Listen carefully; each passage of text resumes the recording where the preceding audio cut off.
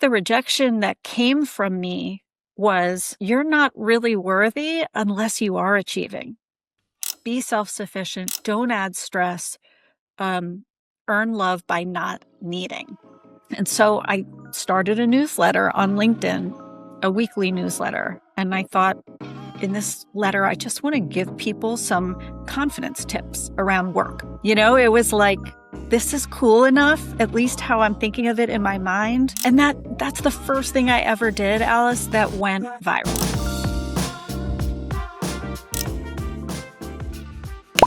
You are listening to My Rejection Story, hosted by Alice Draper.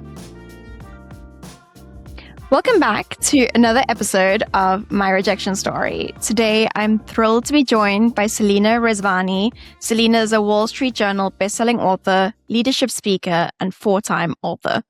So, Selena, welcome, firstly. Well, thank you. My first question for you is, what is your earliest memory of rejection? First of all, I just have to tell you, I love the premise of this show, and I just want to thank you for it. Just all you're doing for people to give them hope, to make people feel seen, to maybe change how we compare ourselves to other people.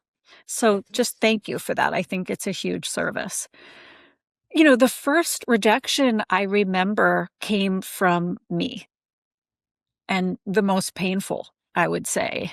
And this was kind of an interesting thing to reflect back on. But I had a pretty turbulent childhood. My father was ailing and not well. He had several heart attacks and was kind of delicate, and at the same time had an explosive temper.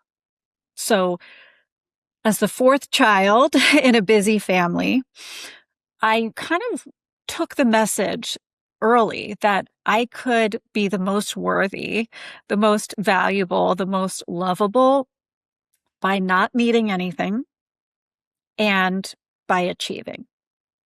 If I don't need things and I quietly achieve, that will somehow be a lift of stress off my family, because my mom was doing heroic things. And it felt like that was my best role. Be self-sufficient. Don't add stress. Earn love by not needing. And so I think the rejection that came from me was, you're not really worthy unless you are achieving. If you don't have things to show for it, that are somehow bringing safety and stability. And I think that's how my young mind translated achievements. Like, instead of bringing upset and stress and turmoil and bad grades and calls from the principal to my family, I was trying to bring the good stuff that I thought would be stabilizing: good grades, a pat on the head, going after a scholarship. And the rejection part, I think, really came in with doubting, that I was worth something, that I was lovable enough, cool enough, interesting enough without those achievements by my side. And later, as a grown-up and even in college, I noticed some behaviors that came out of that self-rejection and that centering on achievement. For example, always moving the goalposts around achievements. You said you would be so excited if you got into a Masters of Business program and that you'd really hit an incredible milestone. And then you did. And then it was like nothing happened. And on to the next achievement. Like, if you're not in conquer mode, you're not much.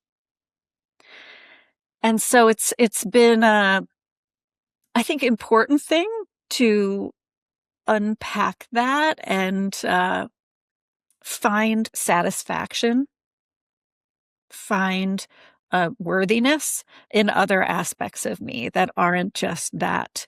Keep quiet. Don't make a fuss. Don't make too much noise. Just strive for excellence. That's what's good in you.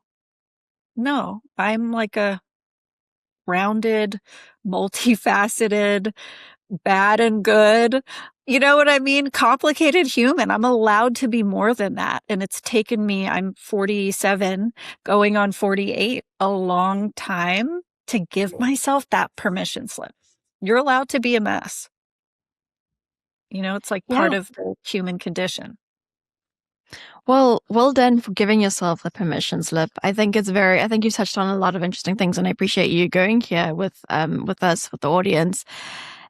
Trauma leading to overachievements is very interesting, and I think it's something that probably a lot of the audience can relate to. I'm very curious at what point you made those links, like recognizing that growing up in a turbulent household, you learned being quiet or pleasing other people, and achieving was how you were going to almost survive. I guess it probably was a survival strategy. That's what a lot, back then was probably the best thing you could have done to make your living condition as best it could be. But as you get older, it ends up being the very thing that kind of hurts you. Could you talk to us a little bit, about when you made that link and what that realization was like? Yeah, I would describe some aspects of my childhood like walking on eggshells. So volatile, unpredictable. And I think when you're a kid, I so craved stability, like solid ground under my feet, knowing what I would come home to when I opened the door after school. I craved that boring predictability so much that I think I started to make the link. You can't provide that for yourself, first of all. Like it's an outer thing. Because as a child, right, to an extent, that's being created for you, your environment. So I think that was a linkage I made. Like this is an outer thing that's given to me or not. I think I had no sense that I could create some sense of stability for myself and some predictability in my own life. I think also I just had an unending desire to get pats on the head from adults. And I noticed it in myself. I think it's called eager to please. And I was very much that. So that meant taking rejections extremely hard. I can't believe I put that much work into it and got an 85. I should have done better. What's wrong with you? All those kind of not compassionate responses. I think also part of it too was just noticing with the achievement thing as a kid, my parents never rested. They both worked and grinded, even my dad in his delicate state and not being well, in terms of cardiac disease. And so there is also a guiltiness that I think I realized around rest that goes with overachievement. And I both saw my parents model that, and I also subscribed to it. I actually thought it was a value that I was, don't rest, don't take the day off that homework or that group project. If you're dedicated, if you care, you're showing up a lot. And wow, has that changed in my 40s, especially that last point about rest. And I hope other people find some of the pearls and importance around rest earlier than I did. Yeah. Thank you for sharing this. I know that you have shared before that your father was a workaholic, and that has really shaped how you look at work. And you have gone on from someone who, experienced a lot of fear around rejection, it sounds like, when you were younger, to talk about like confidence. You wrote Quick Confidence. That's how I found out about you. And I think that confidence and fear of rejection are very closely related because, the more true inner confidence we have, the more comfortable we are with rejections that inevitably happen as we walk and this earth and seek things. I'd love to learn, just hear a little bit about kind of your view around work, confidence, rejection, and how that evolved as you got a little bit older and got involved in the research that you've done for your books. Yeah. So I think my childhood and some of my struggles and my triumphs really informed my love, my interest, maybe even my obsession in that intersection of self-advocacy, standing up for yourself, even in the little ways, confidence building, that this is something that's within reach for everyone, no matter what your starting point is, and leadership. Not just in the traditional sense of leading teams, but self-leadership, you know, and often those things go with confidence and advocating for yourself. So that's a real love for me. And I get to write books about that and research it and formed a community around it. And that has been incredibly satisfying. Wouldn't trade it for anything. I think an interesting thing that happened around rejection was the more quote unquote successful on paper I became, the more followership. I like to be on social media and share video content with people about leadership. There's 500,000 people collectively. And what's interesting is the rejection didn't go away. It was actually amplified, when my visibility got bigger. And I don't think we always predict it'll be like that. I didn't. I didn't necessarily think of that side of it. But with visibility comes a whole bunch of openings for rejection. Everything from like online haters. You're a kook. Do you even have an education? Why are your eyes like that? It could be anything from ridiculous to there's some people who disagree with me who I so value, who really helped me think of another angle of it that I had never considered. So it's not kind of anti-debate, but you're going to have haters. That's a new rejection you have to get ready for. Please go ahead, though. No, this is so interesting, and you're not the first person to say this. One interview that's coming to mind is Jill Mansell, who's a fiction author, and she's written books that have been published in front of millions of people. And she said, once she got a big break and her book got into the hands of millions of people, she found it so much harder to write because it was like, okay, now I have a reputation to uphold. People expect something. They expect something good because they liked what I did last time, and can I create something good again? And so that leads to the question I want to ask you is, I think you touched on the online haters, which happens because as your audience gets bigger, because I think people are less connected to you. They view you as this like enigma. It's easier to share online hate to someone with 1 million followers than it is to someone with 5,000 followers. They feel a bit more human. Like it's almost like you're telling your friend something rude instead of like this famous person that's untouchable. So there's the online hate part, but there's also, and I'm curious if you found this has come up, the part where you have now built up a bit of a reputation where your audience expects something from you.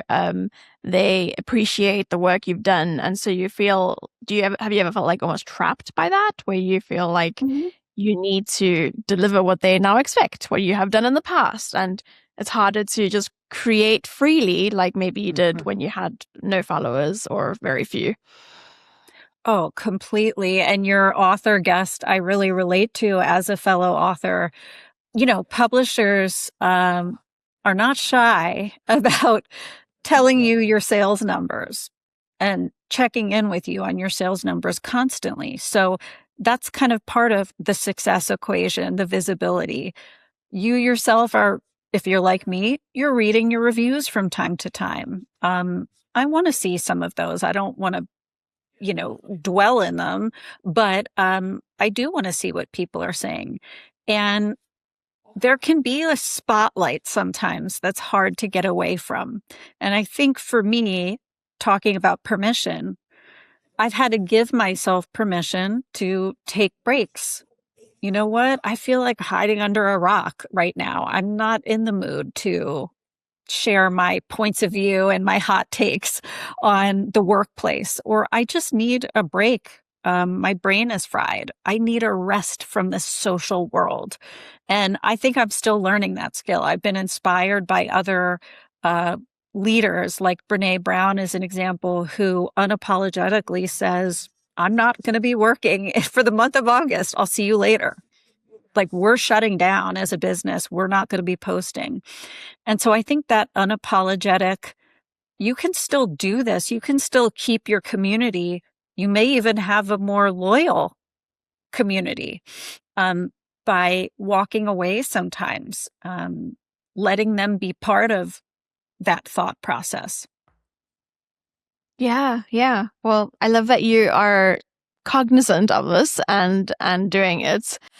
I want to shift the conversation a little bit to some of your work. And I know obviously you're an expert in leadership, and I'm curious to hear some of your thoughts around rejection in leadership. And maybe we can start with personally having gone into kind of your childhood and how you felt that fear of rejection growing up. How did that show up in the workplace? Because I think that the people we see advance in leadership roles are often those who are willing to take risks, willing to speak their mind, willing to get potentially rejected or shut down. Was this something that you struggled with at work, fearing rejection? Definitely. And I think some of the ways that manifested was shrinking the area where I could risk, to this small, limited space.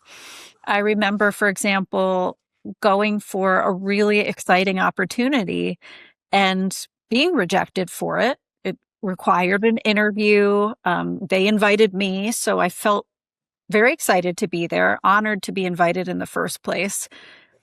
But some of that rejection, I believe, came from me being very scared to take a risk in that and almost going the other direction. If I stay very contained and just the knowledge expert, that's safer. I almost will be judged on less. That's how I think it got reconciled in my mind. But in fact, like, that's what made me a robot and not a dimensional person. And I gave them like a watered down version of me. And Yeah. right, everyone loses when that's the case. They don't get anything memorable, and I don't get to really express myself. So I think that loss of that opportunity, it was a spokesperson opportunity, really stung, but was a learning moment, like a genuine learning moment that, when I stand there and watch other people do the thing, for example, I don't use a lot of sports analogies, but baseball. They're in there getting their hands dirty, face in the dust, all the things, sweating, trying. I can't think of a single good thing for me in my life that has come out of relegating myself to the dugout. Like, you sit over here, let the pros do this. As though that's a safe place. I think that's an illusion, that it's safe to take yourself out of it rather than like, I'm going to get in there and try. I might make a mess. I might do it like a total newbie, but that I'm going to get something out of trying, like endeavoring. Sitting over here, really, again, I can't count much that's come good from that in my life. So those are some ways. And I would say too, there's something about when you have perfectionistic tendencies which can go with the achiever mindset, where unless I'm 100% sure I'll rock it, I won't even do it. So, that new opening at my company sounds really exciting, but it requires somebody pretty tech savvy. To spare myself embarrassment because I won't be perfect, I'm not even going to go there. And I think that's something else I can most certainly think of examples and times I did that. It wasn't a sure thing. Yeah, you're touching on so many important things here. And I think if I'm following the right story that you just shared, I think you wrote about it in one of your newsletters and described it as presenting the diet soda version of yourself instead of the full version. And I think that all of us can relate to having done this at some points in our life. Maybe some people were born with natural confidence, in which case I'm not speaking to you, but I think many of us can relate to giving that very watered down version of ourselves because we're so scared of rejection. And I think exposure therapy comes into kind of addressing this. So like, I know you listened to the episode with Anne Lawler Kumpf. She talks about like the neuroscience of we're scared of getting kicked out. We're scared of our tribes. We're scared of that kind of rejection naturally. But the more we kind of get these reps in and do it, the more we're training our brain to recognize, actually, like the world isn't falling apart. It's not ending in the way that I thought that it would end. Yes. And when I see people who show up fully, they do things that to this day, like I'm like, I don't know if I could do something like that. So one example that comes up is one of my clients is a keynote speaker and he sings on stages all the time. And I was like, that is probably something that makes him very enigmatic and gets rebooked on stages is a natural strength. I'm not saying everyone should sing on stages because if that's not your thing, that's not your thing. But being able to tap into that requires a level of self-trust and being willing to experiment and do new things. And in many ways, I mean, when we look at your career, Selena, it feels like you have done these reps and you have been able to become the person you are, the author you are, build the brand you have by being willing to try new things, get visible, get rejected, as you said, having a platform opens up a lot of space for rejection. I'd love to hear a little bit how you got those reps in. Where did it start? How did you start taking the risks to build up the visibility and platform that opens you up to so much rejection, I'm sure? Yeah, I think there's this great quote that's, write the book you wish existed. And for me, a lot of my content or swings that I took, risks that I took, came from wanting some resource, to be out there and not necessarily seeing it maybe in the format I hoped for or the style, I might have wanted. So that was part of it, is like spotting a hole or a lack and saying, well, I have just as good a shot as anyone to provide this. Could I do it? Do I have an interest and passion? And so for me, that happened right around the pandemic. I was feeling pretty isolated, like a lot of people, very cut off from community. And yet a lot was changing at work, right? There was more job insecurity, lots of remote work trends, all kinds of things. And so I thought, I still want to talk to people about this. I can't go into companies or conferences and give talks, but there's got to be a way. And so I started a newsletter on LinkedIn, a weekly newsletter. And I thought, in this letter, I just want to give people some confidence tips around work. Some of it was for me too, because I was feeling too like I was, had lost some of my footing, my sense of security. And in that case, I think my passion, my excitement, noticing a hole where that was not being filled, eclipsed my fear. It was like, this is cool enough, at least how I'm thinking of it in my mind, that if it totally fails and I faceplant, I think that's okay. I'll regret it more if I don't try and go for it. And that's the first thing I ever did, Alice, that went viral. So I think you sometimes see when you don't take the risks, you don't give yourself a chance to let it be a smash success, because sometimes it's going to be. Like the numbers show, it can't always be a fail. Some things are going to take off. And you deprive yourself that opportunity when you don't put anything out there or raise your hand and try. So I think that was really encouraging for me that like, hey, when you have an inner nudge, like this inner spark that's like, you could really do this, you could provide this, don't hush it away. Think on it and say, am I still interested in this a week later? Um, how could I make this real? How could I make this not suck? In terms of the effort or the work that needs to go into it. And so, yeah, that led to bigger things. Me going to my publisher and saying, I've loved writing this newsletter. How about we make it a book? And getting some rejections, by the way. Then still believing in it and trying again and getting a yes. Then that book became a book series. So, I think often when we put ourselves out there, it can be encouragement enough because sometimes we're going to get a yes. Yeah. What you said that really stuck out to me was when you said it eclipsed your fear. So your interest, your passion in what you were talking about, eclipsed the fear. And I think that there are so many things that people can do to help manage rejection, to make it easier, which is like starting small, doing with community. But I think that the foundational thing that is needed is that you need to care enough about whatever it is you're doing that you're willing to endure the discomfort of the rejection.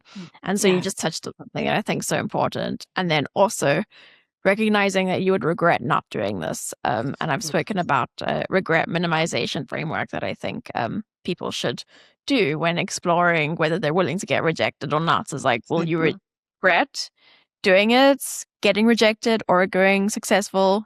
Well, yeah, do it, get rejected. Would you regret that more versus not doing it? And a lot of the time it's the not doing it that we regret more, not the doing it and getting rejected, because at least we know that it wasn't going to work out if that happened. Yes. As you started taking these risks, posting on LinkedIn, going viral, pitching book publishers, did your risk-taking muscles get stronger? Were you able to take more risks? Yes. And I think I'd be leaving something out if I didn't also share that other things too built my risk taking around the same time. Having kids, feeling very fearful. For a lot of my adult life, I didn't think I'd have kids, not because I had an aversion, just because I didn't necessarily know that was for me. And I finally did make the decision it was, and it was a complicated process getting there. But I had all the normal fears, I think, of a first-time parent in my situation. Can I do it? Am I cut out for this? How am I going to learn? All these questions. And in my case, I had twins. So it was like, this is going to be some real work. And I think when you take a risk like that and you learn, oh, I can survive this. I can adapt. It's not always perfect, believe me. Sometimes 2 steps forward and 1 back. That has a way of permeating your whole worldview too. And I think it even, bleeds into work and your appetite for risk there. Because to me, it felt like a big risk to have kids. And again, can I manage it? Can I do something so foreign to me? And do it right, do it well. So that also, along with the LinkedIn posts, and I think for someone else, it might not be kids, but it might be something personal they did, getting a degree that they only dreamed of getting and they did it, or pursuing a passion or a cause they really care about, that builds their confidence, their risk taking.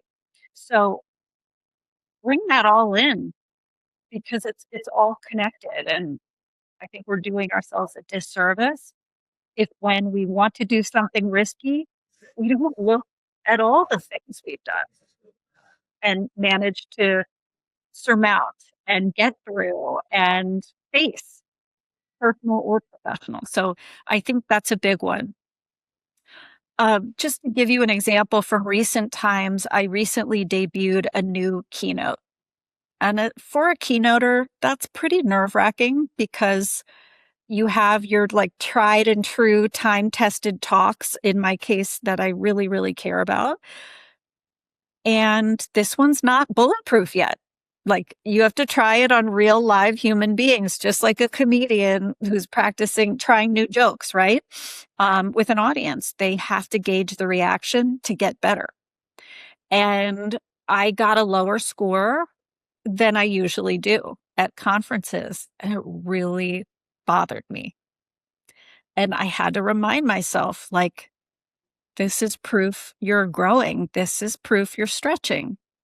Like, so you didn't knock it out of the park right out of the gate and read people's minds what would work. And I think the more I talk myself through that in a coach voice, not a biting critic voice, mine is named Marjorie, by the way,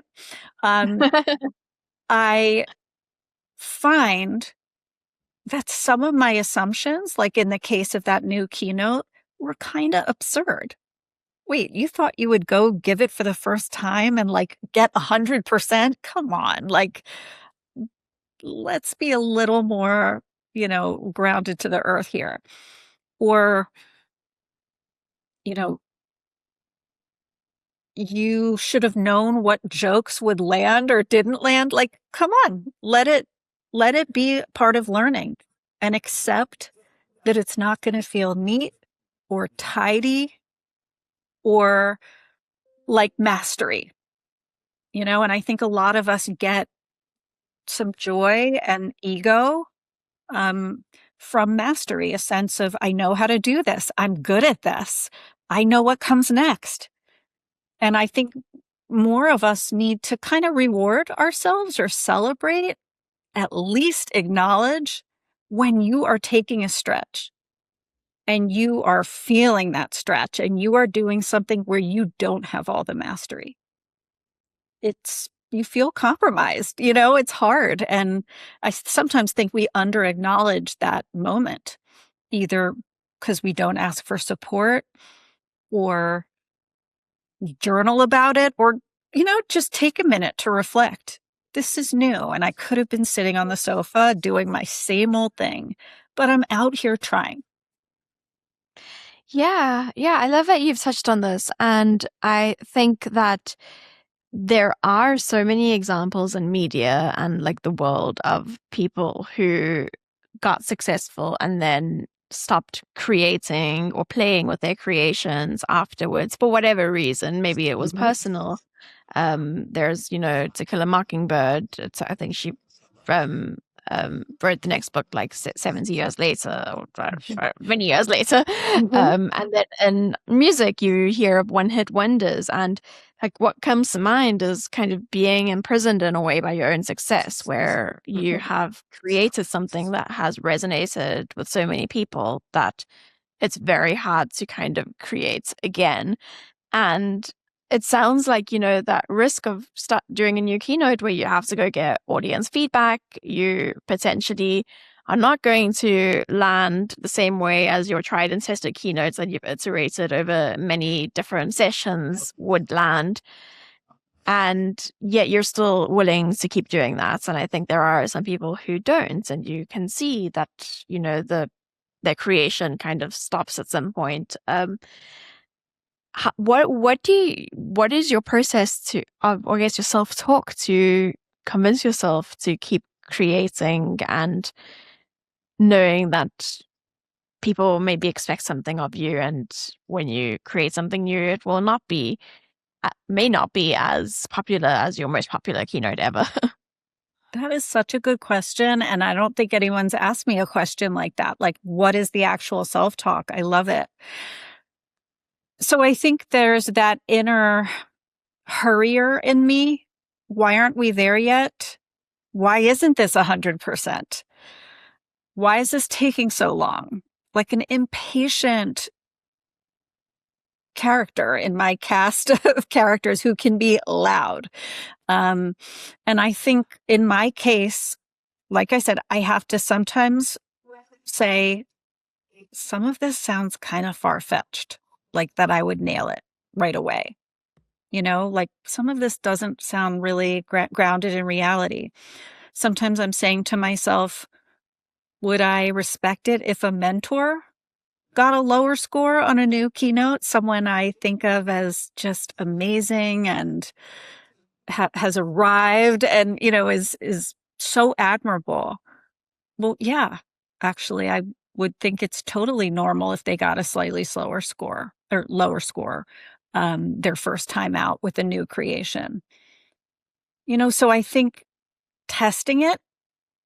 Yeah. And I think one other thing I've learned to do slowly is kind of stop for a minute when I notice myself using extreme language with myself, like, you never.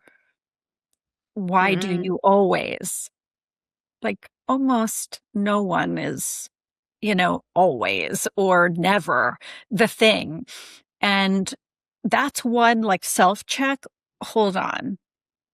Like, we're really far on one extreme here. And I don't think this is like balanced or accurate thinking if I'm talking like that. You never. So watching that in yourself, never, always, um, and other language like that, watch for it because it's Yeah. often going to put you in a really lousy headspace. And it's not going to help you that much, right? It's also And faulty thinking. It's not usually right. yeah, sort of black and white. So like testing it, watching out for that thinking of you never or always, very kind of Mhm. over um this is not the right words, but that black and white thinking. And then I like the idea of kind of imagining what you would think about a mentor doing this, which is um, a different framing. Like I've heard, imagine this was your niece or a younger relative, but I also like, if this is a mentor, this is someone I professionally respect, how would I view this? And I can imagine that the framing is completely different because we tend to be way harsher with ourselves than we are around people around us, even people who we respect a lot. It's almost like a twofer because when I think about that mentor question, what would it be like if a mentor was dealing with this? My first thought is to normalize that it happened, that like lower scores came in. Yeah, that makes logical sense. And then them feeling a little down or, a little even temporarily um, low morale over that. Neither of those things would be remotely weird to me. They would sound Mhm. fine. So I think there was a two-sided benefit in thinking about your mentor. And I think you brought up an excellent point, which is also somebody you care about who you do bring patience to in your life. I think about my kids learning how to read, learning how to ride a bike, some of these things that require so much focus and effort and concentration from them. And I have empathy for them in that situation. Like, you're almost there. This is hard. And it reminds me, oh, yeah, I can bring that voice to me too. You got out there on the stage. You tried. You put new ideas into the world. And now you're getting feedback. Like, there's some courage required. Keep at it. It There reminds me I would never talk to my kid the way I sometimes do in my own first reaction to me. there's a lot of courage required. I read in, I think it was one of Robert Sapolsky's books, that when we are on a stage in front of people, the same parts of our brain light up as if we're getting chased by a lion. So there is an immense amount of courage that is Yes. required. That checks out. And I think it goes back to Anne Lore, one of your other guests' excellent points. One of our deepest fears is humiliation, exclusion, being voted off the island, right? Even in this primal evolutionary way. And I think some of that comes up with public speaking or putting yourself out there. You're doing something very visible, and I think maybe in our worst case minds, we'll get voted off the island if we don't do it well. Yeah. It is really like a way to minimize the potential of rejection. Don't stand on the stage. You're less likely to get rejected, but you're also right. less likely to kind of speak to make the impact that you want to make in this world. And Yes. so that low morale after you got a kind of lower score than normal is totally normal. And I think that anyone would experience that. How did you kind of navigate post low morale? Like what was your support system in terms of, yeah, not just hiding in a corner and never speaking again? Well, I want to be honest that is a total urge that I have, and I think a lot of us have. I do executive coaching, and sometimes when I give someone their 360 results from their boss, their peers, the people they supervise, that's what they want to do. They want to go hide under a rock, under their desk somewhere, and be protected because it's so exposing. And I try to normalize that for them. I really do, that this may sting at first, and that's totally okay. And I think it's the same for me in this case. Getting that lower score, yeah, it did sting, especially because they gave me the averages, by the way, of how the other keynotes went. And they were higher, not by a huge amount, but enough to have me right in comparison mode. And Yeah. so one thing I notice about myself is that urge to go hide really makes things worse for me. You know, I love the phrase, sunlight is the best disinfectant. And I think the opposite happens, when I go in that dark, closeted room and kind of want to hide or pretend it didn't happen. I think you can take away some of the power you're giving something when you talk about it openly. It feels good to talk to you about this, even though it's fairly recent. In my case, I have hired a speaking coach. She was part of the talk before I gave it and was very helpful. And her and I get to download it as a next step and talk through it and show her the footage. And so I think there's a way of like embracing the feedback or opening yourself up to it, and something reassuring about saying, now I'm not in it alone. Like, I have a partner in this helping me, or sometimes in your life, that's a therapist walking through an issue with me, or a loved one, maybe your partner in life, um, is helping me sort something out. That's really reassuring. And I think brings the sunlight, brings some objectivity from how you may be viewing it. The other thing is when we don't share it with anyone in our lives that we trust, we don't get a chance for them to normalize it. And I think they often will. They'll often say something like, oh, you got rejected for a raise. Oh my goodness, that's totally happened to me. Or in your personal life with dating, someone didn't want a second date. I've been there, and it's really tough. It's hard on your ego. It can be so wonderful and like almost instant relief. And so I would encourage people, you will be so much more resilient if you kind of share as a way to repair. Yeah, I completely agree with you. And I love that so thank you for sharing, what your process is. Share as a way to repair, such beautiful language there. And when we go back to the analogy of getting voted off the island, what I think it does to us when we share is it's proof that we're not getting voted off the island. So that's where that instant relief, I think, comes from. Is like, that's why I often say, like, share it with someone who you really respect. So if it's like your mom and she validates everything you say, it may not be as powerful as like sharing it with a mentor who would tell you when things are bad. You trust that they share like things that if they're saying it's not the end of the world, your Right. brain is going to be like, okay, it's not the end of the world. If they're saying it's normal and they've gone through it, your brain's like, okay, I'm not getting voted off the island. Like Mhm. everything's okay. This is normal. And so I think there is that instant relief. I felt it for times I've been rejected where like sharing it with people I trust immediately takes me out of that shame spiral that I was in when it was just me and the rejections by myself. So Yeah. I love that. And so speaking of, rejection in terms of like sharing publicly, so sharing public rejections.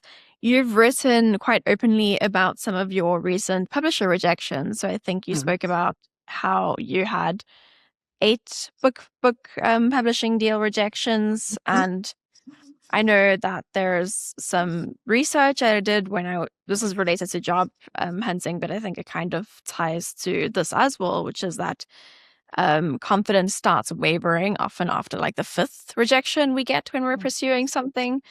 And so I'd love to hear a little bit about that journey, which I know, like, I've had a lot of people on this podcast talking about getting rejected a lot for books. So books Yeah. are like the hallmark of rejection. But I'd love to hear a little bit about your journey with getting publisher rejections and how you managed to push through that. Yeah, it's been quite a ride of ups and downs for sure. And so I wrote my first book in 2009. I pitched directly to the publisher and they said yes. So that was a kind of an anomaly in my life and a win, but a smaller publisher. I then went the route later of getting an agent in New York and experienced a book with a couple offers. And then this idea of a book series came up for me. And what I realized is rejection. I kind of hate it when people say rejection is a gift, because that's so not how you feel when you're sitting in the pain of rejection, right? But some of my rejections were a gift. I actually brought forward an idea for a book that, to be honest with you, felt more like a should than a want. Like, I should write this. It should be said. This message should be shared at this point in time. But was I on fire about it? No. And that was a book that got a lot of rejections. And in a sense, that was a gift, right? Because I'm not sure that would have been the best, highest use of me during that time. And the only way I knew that, Alice, was that after I got those, as much as I had an ego bruise, I had relief. This little unexpected feeling of like, I don't think I wanted that anyway. And it's kind of embarrassing to admit, because it's like, wouldn't you have done your homework better before pitching something as that's as much a commitment as a book? But that happened. And sometimes we can get sucked into the shoulds and convince ourselves that is the right thing. I should be doing that. I'm meant to be doing that. And so I think that was an important lesson about rejection. Like, sometimes there's something to it. Maybe they could sense I was more lukewarm than I should be. Maybe they just hated the idea. That's okay too. But I remember in the rejections, one thing that made it a little worse was some of them wrote, I was just short of being dazzled by this. Almost like if the cutoff was a 90, you were an 84 or 86 or an 87. And sometimes that's hard about rejection. But I have to tell you, that's one that I'm glad I got for that book. Later, I came with things I'm only on fire about, that I love, that I could talk about till I'm blue in the face, that matter to me, like personally and professionally. And those got sold. Those got made into the series. So, not every rejection is a statement about you and how you're lacking. Sometimes it's about fit. And is this ringing right and true? And maybe some people listening have had a job interview like that, where they thought they were all amped up to get it and they were kind of relieved when they didn't. Yeah. Thank you for sharing this. I think you're so right in that it almost never feels good in the moments. I don't know anyone that says they enjoy rejection when it happens, but hindsight, being far enough removed, it's very common. Like with jobs, people have spoken on this podcast about how they were relieved about the job that they almost got and didn't get, because they later found like a perfect job or found out that that company was very toxic. And so same with kind of books, was like, they ended up writing their best book ever after facing a series of rejections. So I like that you've touched on it in this way. I would love to shift the conversation a little bit for our last section, to talk about rejection in the job market right now, because I know that what's happening right now is a term called job hugging. People are scared to leave jobs because there's a lot of hiring freezes. It's taking a long time to find new jobs, and perhaps some people are not advanced, don't feel like they have the space to advance or take risks in their career because they can't afford to be unemployed, or are struggling to, kind of break into the careers that they have. So I know this is quite a broad conversation, but I definitely want to touch on it a little bit. But what are your thoughts for any listeners who are maybe in the position where they are struggling with fear of rejection as it relates to their next career move, given that there are very real things happening in the job market that could impact them? Yeah, I think there's a few things you can do. I think one is to reward yourself. I'm big on rewards to motivate myself to do things, even little things throughout the day, to maybe do a task that I'm not super excited about. Acknowledge and reward yourself in some way when you go and give your all in a job interview. That in itself is delivering a pitch about you needing to bring all these things together: passion, enthusiasm, intellect. It's not easy. I don't think anyone feels like that is something they can phone in. It's a hot seat. So acknowledge that. You just asked a lot of yourself. Did it perfectly satisfy the person across from you? Maybe. Yes, no, who knows? You'll find out soon. If it didn't, acknowledge what you did and think about one thing you want to take away from this, rather than a full dissection of everything that happened and replaying your words. What's one thing you want to take from this? And when I think about my public speaking new talk, right? I knew before anyone shared feedback with me, next time I want it to be less dense. I shared a little too much information, and it was probably hard to digest it all. Maybe you have a take like that coming out of an interview. I shared good information, but wow, I didn't bring any confidence. Or, the reverse. I brought confidence and not enough substance. What's that one thing you want to take forward with you? And see it as learning. It's not punishment. It's not a defect. It's one piece of value. I find when I bring that learning mindset to things like job rejections, none of it's wasted when you do that.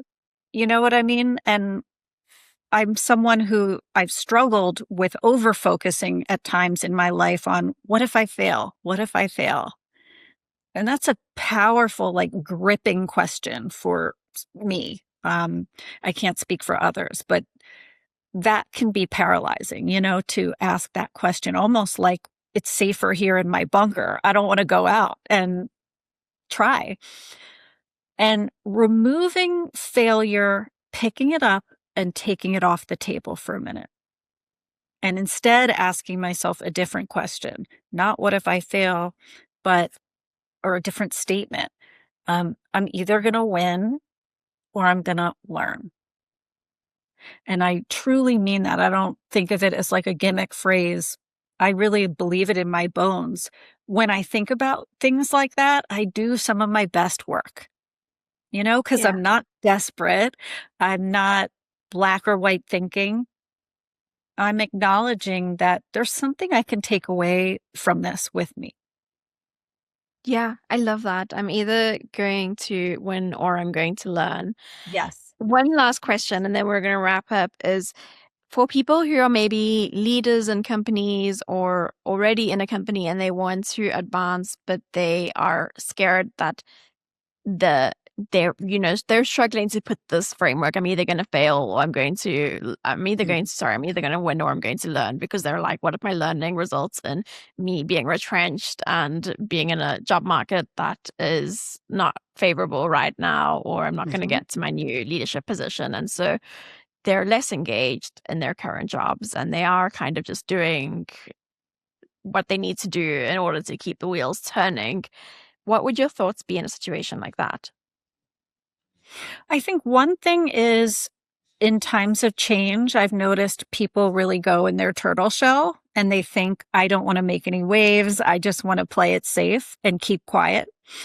Actually, what I would say is, in times of change and flux, they're pretty ripe opportunities to negotiate new things in your career or kind of step up as a leader, because nothing's written in cement. Nothing's written in stone yet. Things are negotiable. They're more open-ended. So don't be afraid at a time like that to say, hey, it seems like we need more help communicating around the change. I'd love to assume some of that or own some of that in my role.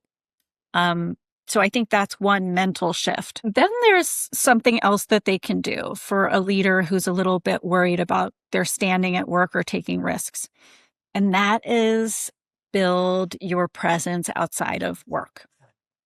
Build a thought leadership presence. And so I mean being willing to speak at a local conference in your industry or be on a panel, right, to comment on a change or a force in your industry. Being a little more active on LinkedIn. You have a point of view, share it about something that's changing in your industry. Um, at a minimum, you could share information, right? Third-party information that you find intriguing or new research. When you do this, you lessen some of the dependence on your job and their appraisal of you, and you build something much more enduring.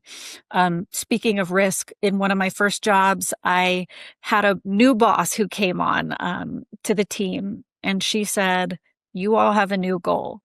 You have to publish 3 times a year, and you have to speak at conferences 3 times a year. And I was like, what? How can she think I'm capable of any of those things? Like, this is exhilarating and thrilling and terrifying. And I'm so glad she kind of pushed me out on that ledge, because what was really cool is absolutely the experiences in public speaking and writing helped. I found out I love speaking, but maybe something more important, which is you realize you have a world outside of your job that you can speak to, you can be a leader in. You can create a movement, that's part of it. So don't underestimate that. I think it will build your confidence and it will give you something that will give you a lot of strength outside your day-to-day role. Yes, this is such a great way to wrap up our conversation. Building your presence outside of work. I think, you're so right that this is a way to build confidence. I think that it applies to anything that we are really afraid of rejection, any sphere, having a kind of building about life outside of that sphere. So, for Mhm. example, you're very afraid of romantic rejections. Like, if you build up your social network and your career and other parts of your life, you might find it a little bit less scary because your whole life is not hinged on this Yes. potential match accepting you. So I completely agree with you, and I love that you touched on that. Selena, for listeners who I'm sure really want to read some of your books, watch some of your talks, I know you've done a TEDx talk that I loved. Where should they start? Sure. Well, you can find me at selenarezvani.com, and I create content 5 days a week on those sticky workplace situations. And I do that at Instagram, TikTok, and on LinkedIn. So I hope you'll connect with me there and give me your feedback and experiences. And my 2 most recent books, Quick Leadership and Quick Confidence. And it's just what it sounds like, 80 plus quick tips that you can use Monday at 9 a.m. to either lead better or be more confident. And these will all be linked in the show notes. Selena is not about inspirational fluff. It's all very actionable, as you kind of hinted in describing it. Thank you so much for being here. This has been such a wonderful conversation. Thank you, Alice. This was My Rejection Story, hosted by me, Alice Draper.